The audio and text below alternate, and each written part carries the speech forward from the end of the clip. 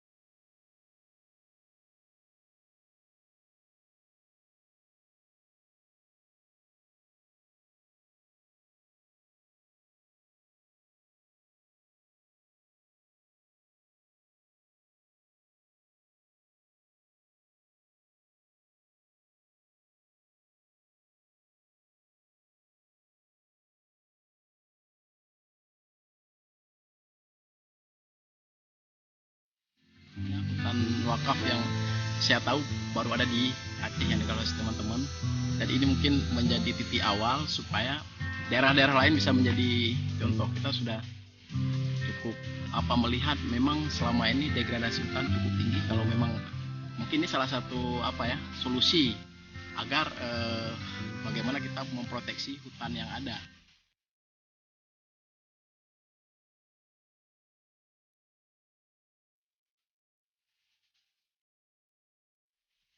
Hutan wakaf ini juga bisa mendorong perekonomian masyarakat nantinya, diharapkan seperti cita-cita kita bersama, karena hasil yang diperoleh nanti akan kita sumbangkan kembali kepada masyarakat setempat.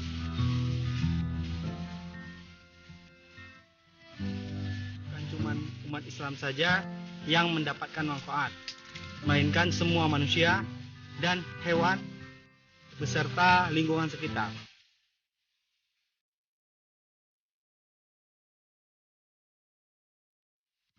Hutan wakaf ini adalah hal yang sangat bagus yang bisa diimplementasikan oleh semua pihak, bukan hanya kita tapi semua orang yang mencintai lingkungan, yang mencari hutan, agar hutan wakaf ini tetap dilestarikan di daerah-daerah mereka masing-masing.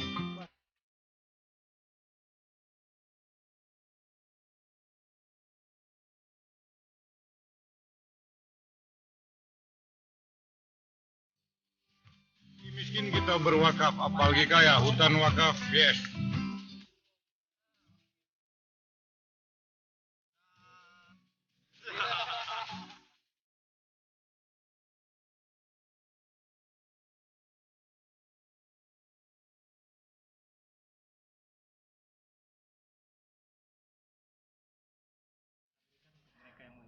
Oke, keren sekali. Boleh Bang Putra silahkan untuk menginformasikan ataupun menjelaskan sedikit tentang video tadi. Kegiatan bagaimana, apa, dan konsep seperti apa. Oke, jadi yang tadi kita lihat sekilas liputan mengenai kegiatan untuk menanam ya di lahan yang sudah kita beli untuk kita wakafkan ke depannya. Di situ kita banyak melibatkan dari beberapa kalangan, dari birokrat juga ada, dari ahli lingkungan juga ada, dan anak-anak juga. Terutama memang yang ingin kita tanamkan adalah ke anak cucu kita, generasi yang akan datang, di mana kepedulian mereka itu mulai kita tanamkan dari sekarang. Jadi memang kita perkenalkan mereka dari kecil bagaimana untuk melindungi bumi ini. Salah satunya dengan cara menanam pohon. Seperti yang kita ketahui, pohon sangat sangat berkapasitas sangat besar perannya untuk menjaga kestabilan lingkungan dalam penciptaan oksigen, dalam menjaga untuk suhu pemanasan global seperti ini, dan untuk daerah resapan air kurang lebih seperti itu. Jadi ya kurang lebih ya seperti itulah. Tadi ada beberapa komunitas kawan-kawan dari birokrasi juga yang ada di situ yang terlibat di dalamnya. Tambahin Kak Ihan, silahkan. Tadi seru sekali, kayaknya ada bonus arun jeramnya. Oke, sudah hidup, silakan. Oke, jadi kan kalau saya pribadi melihat seperti ini, selama ini kita ketika misalkan melihat ada bencana tanah longsor, ada bencana banjir ya, kemudian ramai-ramai orang mengutuk. Ya, benar. Mengutuk keadaan. Jadi daripada kita fokus mengutuk, mendingan kita melakukan sekecil apapun, gitu ya. Dengan wakaf, apalagi untuk kita berdonasi kan tidak ada batasan. Nggak harus, oh kamu donasinya 10 miliar, misalkan seperti itu kan, nggak harus seperti itu. Ada uang 1.000 juga tadi kata Bang Putra boleh gitu ya. Jadi kita lebih fokus kepada solusi daripada kita mencari biarlah yang mengurusin hal misalkan yang sudah terjadi masalah itu diselesaikan oleh pihak-pihak yang lebih berwajib, misalkan seperti pemerintah yang punya kapasitas dan mereka punya wewenang lebih besar gitu. Tapi kita sebagai masyarakat ya kan, dengan tenaga kita yang terbatas, dengan upaya kita yang terbatas pula gitu, tapi kita punya semangat yang besar, kita fokus ke solusi aja. Nah solusinya salah satu caranya ya dengan cara seperti itu tadi gitu. Dan harapan kita nanti itu di setiap wilayah itu ada kantong-kantong hutan wakaf yang seperti ini. Jadi dia nanti setiap kabupaten kota, dan seperti kata Bang Putra tadi, ide ini silakan dibajak. Ya kan, tidak ada copyrightnya ya, tidak dilindungi oleh undang-undang. Jadi silakan dibajak dan boleh diaplikasikan di setiap wilayah masing-masing dengan konsep mungkin atau inovasi yang berbeda itu silahkan. Misalnya kayak di daerah-daerah pesisir ya nggak harus hutan seperti ini kan, bisa hutan bakau gitu. Nah apalagi sekarang kan kalau di desa-desa, dana desa itu juga boleh diplotkan untuk konservasi lingkungan. Kalau di Aceh sendiri itu sudah ada pilot projectnya di Aceh Kabupaten Pidi ya, di Tangsi sama di daerah Kecamatan Bate kalau saya tidak salah, itu mereka mulai. Nah ini juga bisa untuk mendukung itu. Artinya kalau misalkan hutan wakaf ini inisiatifnya adalah benar-benar dari relawan yang kita keluarkan dari kantong pribadi, nah pemerintah melalui dana desanya juga mungkin bisa mengintervensi. Ya, jadi nanti dia saling terkait gitu kan, antara hutan wakaf dikelola oleh masyarakat, ada hutan-hutan di desa itu yang memang dikelola dari dana desa yang uangnya dari negara. Jadi kan bisa saling berkolaborasi gitu, dan hasilnya juga untuk masyarakat gitu kan. Misalnya kayak kita sekarang masyarakat kota lah ya, kadang kita tidak terlalu peduli dengan hutan, tapi sebenarnya manfaat dari hutan itu kita ngerasakan. Seperti air gitu kan, kita minum kopi kalau nggak ada airnya gimana. Bahkan misalkan kayak di Banda Aceh, air sering macet kan, ternyata itu stok air beku kita kurang, dan itu kan airnya dari Kurung Aceh hulunya kan dari Janto juga, dari Aceh Besar. Kenapa untuk kita wilayah Banda Aceh Besar kita pilihnya Janto, karena memang Janto itu sumber hulu. Iya benar-benar. Jangan jauh-jauh Janto, kita matai aja lah ya. Misalkan di sekarang kan juga sering sempat kering kan. Betul. Kenapa? Karena hutan-hutan di atas itu udah nggak ada. Nah kalau misalkan kita hanya mengutuk terus, tapi kita tidak melakukan apapun, ya sama aja. Berarti kita juga tidak melakukan sesuatu yang positif. Keren sekali. Tambahan, Mbak Jadi terkait tadi sungai tadi juga hutan wakaf, kita mempromosikan sungai. Maksud saya gini, kita melawan dengan baik. Dalam arti kita mungkin melawan galiansi, tapi kita nikmati itu sungai kebetulan di situ cantik banget. Kita buat spotnya 5 km. Kita nikmati sungai kita itu yang indah itu. Jangan nanti sudah lubang galiansi, kita semua itu galiansi, tapi kita nikmati loh. Kita wajib, misalnya dalam arti kita ke atas, kita lihat, bagus sekali, kita nikmati. Jangan hanya di pipa, di air di rumah, tapi di atas pun kita nikmati dengan kita tanam hutan tadi. Maka hutan wakaf ini bonus-bonus. Kebetulan ada rafting nasional, rafting Aceh itu yang bantu kita, Romi namanya. Jadi dia mau bantu untuk kasih hiburan lah. Habis menanam, kita rafting, biar senang nih. Kita kan panas-panas nanam, terus kita mandi air sungai yang dingin, ya itulah, misalnya kita melawan dengan aktivitas. Tapi kalau kita bilang hentikan galian sih, hentikan, kita demonstrasi terus capek. Kita mainkan rafting biar bagus, orang lihat ada berang-berang, ada monyet, kita bisa lihat di sampingnya. Jadi bagus sebenarnya ini konsep yang kita tawarkan. Jadi dan uniknya kita buat acara tadi semuanya nol budget, itu yang paling penting. Jadi masing-masing peserta bawa mobil kontribusi sendiri, bawa makanan sendiri, kita nggak menyediakan apa-apa. Jadi mungkin acaranya tuh sekitar 20 juta itu. Kalau diuangkan kita kumpulkan, tapi enggak, ini masing-masing bawa kuis sendiri, bawa mie sendiri, bawa mobil sendiri.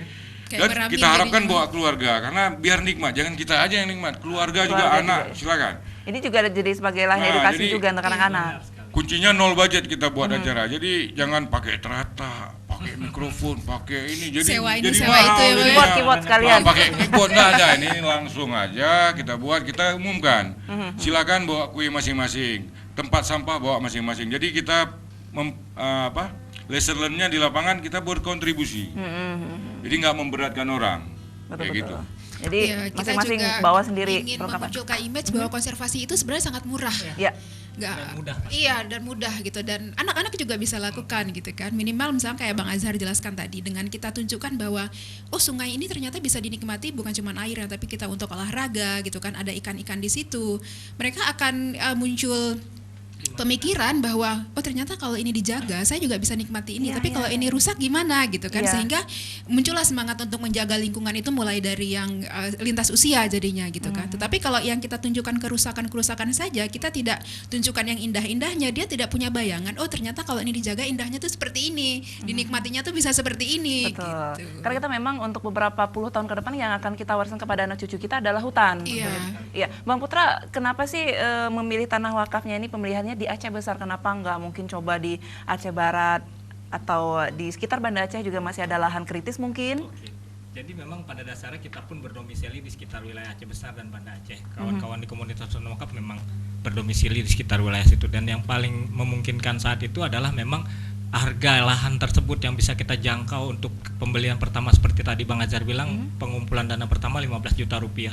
Jadi yang paling logis yang bisa kita dapat dan memang kita dapatkan itu di Janto di Aceh Besar. Itulah pilot project pertama kita ya. Dengan uang yang kita punya sekian, akhirnya kita dapat di Janto.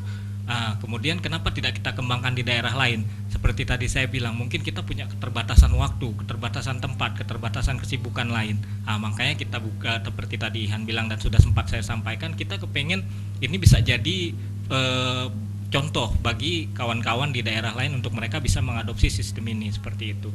Jadi memang untuk sekarang ini kita baru bisa bermain di wilayah Janto Aceh Besar. Aceh Besar. Totalnya tadi sudah 5 hektar. 5 hektar alhamdulillah, sampai sekarang sudah terkumpul kurang lebih 5 hektar. Bang Azhar, 5 hektar ini ditanami pohon bibit apa saja nih? Kebetulan saya secara pribadi memang penanam di rumah, jadi saya banyak menyediakan.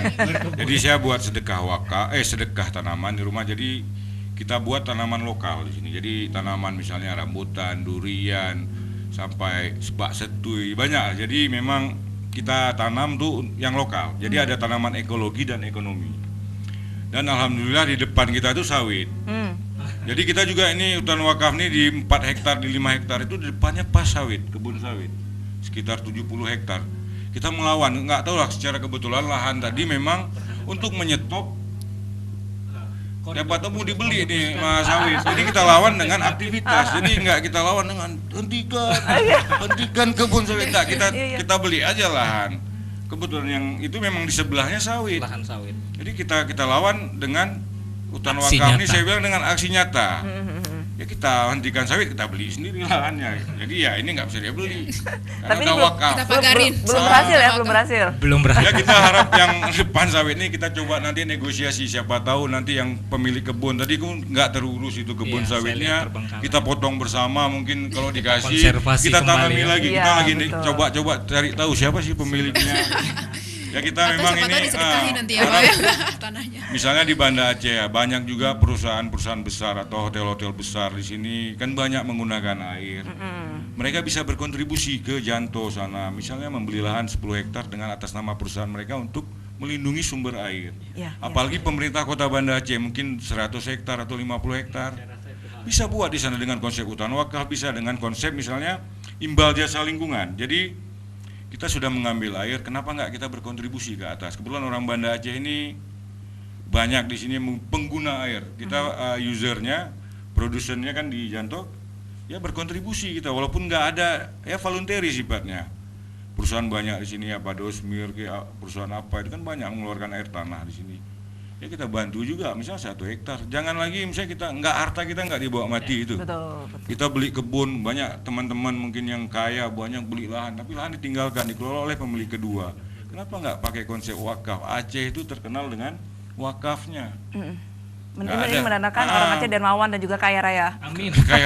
Jadi kita harap bukan kita ini himbau aja. Sudah saatnya misalnya Matai juga punya masalah di atas. Ya perusahaan-perusahaan yang mengambil air di sana nggak usah dipaksa, berkontribusilah 1 hektar, 2 hektar, atau PDAM Aceh Besar, PDAM Kota Banda Aceh sudah bisa membuat 10 hektar di samping Krung Aceh sana untuk perlindungan das, minimal kan nggak keruh lagi. Mereka nggak perlu beli lagi kaporit yang banyak ketika air jernih, kan itu ini indikatornya. Jadi kontribusi saya pikir wakaf, dan Aceh terkenal sekali dengan wakafnya. Apalagi ini kan hal baru, arti hutan. Hutan. Jadi gitu, ya Pak Wali Kota Banda Aceh duduk sama dengan Pak Bupati Aceh Besar ngomongin tentang pengelolaan Krung Aceh ini, jangan nanti krisis ditanyain pada susah. Dan setelah rusak, setelah hilang, baru kita ribut-ribut. Benar sekali. Ini solusi saya pikir. Nunjuk ini jadinya. Nanti kita berantem melulu gara-gara air di Krung Aceh habis, masuk intrusi air laut. Tapi dengan kecil-kecil kayak hutan wakaf ini kita sudah solusi kecil. Tapi kalau dengan kebijakan mereka mau melindungi das tadi, das Krung Aceh, itu akan lebih baik. Apalagi ada dinas DLHK yang mau berperan memfasilitasi misalnya di hutan hulu Krung Aceh 100 hektar ditanam, bisa dibuat hutan wisata. Jadi banyak manfaat saya pikir. Jangan sampai nanti 20 tahun ke depan Krung Aceh habis, Matai mungkin total kering. Kita mau salahin siapa lagi? Padahal kita masih sempat untuk memperbaiki. Perusahaan-perusahaan juga nggak usah dipaksa lah. Misalnya perusahaan air kemasan yang ngambil di Matai, silakan. Kami tanam 10 hektar, kami sudah ambil air walaupun sudah bayar pajak air permukaan. CSR-nya minimal bisa ke situ ya, Jadi bisa masuk, nggak usah lagi dipaksa, jangan dipaksa, habis uang. Kontribusi kita, tapi dengan konsep wakaf, Aceh terkenal sekali dengan wakafnya. Gitu. Nah tadi Rais juga nanya nih Bang Putra, ini sebenarnya untuk wisatanya sendiri ini sudah bisa terbuka untuk umum nggak sih? Iya, sebenarnya kita sudah mulai mempromosikannya ya, tapi ya memang mungkin belum mulai sampai merata sejauh ini, karena memang pada dasarnya promosi yang kita lakukan melalui media sosial dari kawan ke kawan ya. Memang ada beberapa kali instansi ataupun dari perusahaan swasta yang coba mengadakan kayak family gathering di sana ya. Cuman ya seperti itulah, promosinya masih berjalan dari mulut ke mulut, jadi belum terlalu maksimal, dan insya Allah dari hasil ekowisata di sana juga sudah bisa dirasakan dampaknya oleh masyarakat. Mungkin memang kecil ya, dari parkiran pertama ya, dari penjualan minuman ringan di sana itu kan sudah meningkat pada saat hari Minggu, Sabtu atau Minggu, pada saat memang ada orang-orang dari luar kota Janto yang main ke sana untuk sekedar berekreasi di sungai itu. Betul. Kaihan, dari hasil tanam menanam dari Bang Azhar tadi sudah menghasilkan panen yang besar. Ini menguntungkan masyarakat mungkin? Kalau sekarang belum ya Bang ya, karena kan 3 tahun. dia lama ya proses ini. Paling tetapi yang yang tadinya itu cuman perdu-perdu itu sekarang udah mulai kayak jadi hutan gitu ya Mbak ya. Udah agak susah lah kalau kita mau masuk ke lahannya, itu udah susah. Udah memang dia sudah, karena kan hutan itu dia bisa merecovery sendiri. Lama-lama dia tumbuh. Nah ini kan tumbuhan-tumbuhan semak apa, nanti juga misalkan tumbuh rotan dan itu, tapi memang prosesnya lama. Memang prosesnya lama. Ini kan juga melibatkan, maaf Mbak, saya tambahin, kalau dari buah atau pohon yang tumbuh memang belum ada, tapi dari hasil madunya itu sudah bisa dinikmati, dan alhamdulillah masyarakat di sana ada yang memproduksi madu secara permanen Bang, setiap bulannya memang pasti ada. Jadi hasilnya memang mereka merasakan sendiri juga masyarakatnya. Ada beberapa lebah yang bersarang di wilayah hutan wakaf, dan itu sudah bisa dipanen oleh masyarakat. Kurang lebih itu ada hasilnya. Untuk pakan burung, pakan hewan itu yang juga hutan wakaf ini memang kita tanam ada yang mati juga Pak, karena lahannya memang batu lahan krisis, tapi yang kita tanam kadang-kadang di musim hujan. Tapi ada juga kita tanam misalnya di musim kering ini, ketika ada teman-teman yang intinya kita kampanye saja, ada yang seperti itu, ada yang kita tanam secara khusus, walaupun banyak juga yang mati, tapi kita sulam lagi, kita tanam ulang. Karena kita voluntary juga, yang kita ajak juga kadang-kadang ya ada yang mau, ada yang enggak. Jadi berapa orang aja kita pergi terus. Yang penting ada niat, untuk menanam. Ada niat besar, walaupun nanti kita berdoa tumbuhlah pohon. Kita sering itu Bismillahirrahmanirrahim, tumbuhlah pohon. Mudah-mudahan tumbuh semua, Mbak. Mudah-mudahan. Walaupun ini Amin. belum besar, ini baru Iya. 3 tahun. Ada satu dua masih tumbuh, ada juga yang mati karena panas sekali. Lokasinya kering. Jadi Kecuali yang dekat sungai. nah, kecuali yang Misalnya dekat itu ya, Pak, ya? sungai. Jadi memang nih sebuah niatan. Jadi kita di sini masih belajar. Wakafnya juga kita dulu cari-cari lah, literatur nazir, wakif. Jadi kita baca juga wakaf ini sebenarnya, ini saya kasih tahu, konsep hutan wakaf ini bersumber dari konservasi di zaman Nabi Muhammad, yaitu hima namanya, di mana ada kawasan sumber air di gurun atau namanya oase, ada kebun kurma, itu tidak boleh dilakukan penebangan, tidak, dan airnya diambil secara gratis. Terus kita belajar lagi hutan wakaf ini ketika Sumur Usman yang sampai sekarang masih digunakan. Maksudnya subhanallah lah, maksudnya luar biasa sekali manfaatnya untuk masyarakat. Sampai sekarang masih ada Sumur Usman. Jadi kita jadi baca-baca, jadi belajar. Terus kita lihat orang Aceh yang mewakafkan di sana, sampai sekarang orang Aceh masih bisa nerima manfaatnya. Jadi wakaf ini kalau kita bilang ngeri ya. Dampaknya luar ngeri. biasa. Memang bukan milik pribadi, tapi milik semua orang Manfaatnya selama nggak bumi ini. terbatas ini. Betul. Terus bisa kita dinikmati. cobalah Limited. hutan wakaf ini, kita cari-cari ikrarnya. Ya gitulah, maksudnya ngeri lah kalau kita bilang. Dahsyat rupanya daripada yang konservasi, mungkin yang kita saat ini kita telaah. Kebetulan saya orang konservasi. Baik. Jadi kita coba sistem baru lah. Oke, Bang Putra, ini pernah nggak sih, ini kan kalian sudah kelihatan ya aksinya, aksi nyatanya, dan juga melibatkan banyak kalangan. Ada nggak sih keinginan untuk bikin proposal untuk ajukan ke mungkin pemerintah Aceh Besar, Bupati? Kita tahan dulu ya. Oke, baik. Baik, Aceh Gino segera kembali tetap di Aceh TV.